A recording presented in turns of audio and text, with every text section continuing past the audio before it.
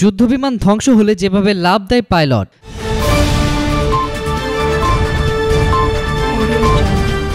যুদ্ধবিমান নিয়ে প্রতিপক্ষের আকাশসীমায় ঢুকে হামলা চালাতে হয় পাইলটদের।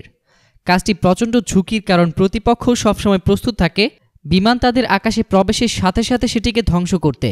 সেক্ষেত্রে কখনো ভূমি থেকে ছোড়া ক্ষেপণাস্ত্রের গোলা, কখনো বা অন্য কোনো বিমান থেকে গোলা ছোড়া হয় ওই বিমানের উদ্দেশ্যে।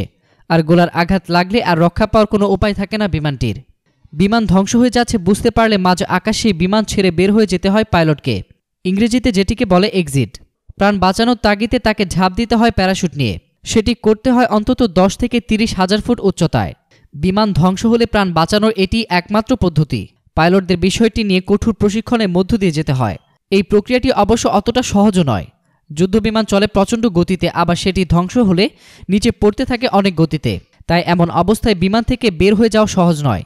অবশ্য বিমানের নকশা করার সময় বিষয়টি খেয়াল রেখেই করা হয়। এখনকার অত্যাধুনিক যুগের যুদ্ধবিমানে স্বয়ংক্রিয় পদ্ধতি থাকে পাইলটকে এক্সিট করার জন্য। প্রাণের ঝুঁকি নিয়ে এক্সিট করতে হয় পাইলটদের। সিটের নিচে থাকে রকেটের মতো একটি বস্তু, যেটিকে আগুন লাগলে ওই রকেট সিট সহ পাইলটকে বিমান থেকে বাইরে শূন্যে ছুড়ে দেয়।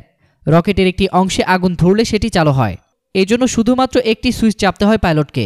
এরপরই পাইলট ককপিটের বাইরে বেরিয়ে যান, যাকে বলা হয় ব্লো আপ। যদিও প্রচণ্ড গতিতে কাজটি করতে হয় বলে এর ফলে কাঁধ ও কলার বনে চোট পাওয়ার সম্ভাবনা মারাত্মক। বিমানে আরোহণের পর পাইলটের পিঠে প্যারাশুট তো থাকেই, সিটের সাইডে থাকে লিভার। পাইলট বিমান থেকে এক্সিট করতে চাইলে সেই লিভারটিতে টান দেন, ফলে সেটি রকেটে ফায়ার চার্জ করে। রকেটটি অত্যন্ত শক্তিশালী। আগুন ধরলেই রকেট বুস্টার সিট সহ যুদ্ধবিমানের বাইরে বেরিয়ে আসে। কয়েক সেকেন্ডের মধ্যেই বিমান থেকে শূন্যে ভাসতে শুরু করে বিমান চালক। শূন্যে ভাসার পর প্রথমে সিট খুলে পড়ে যায় নিজে থেকেই।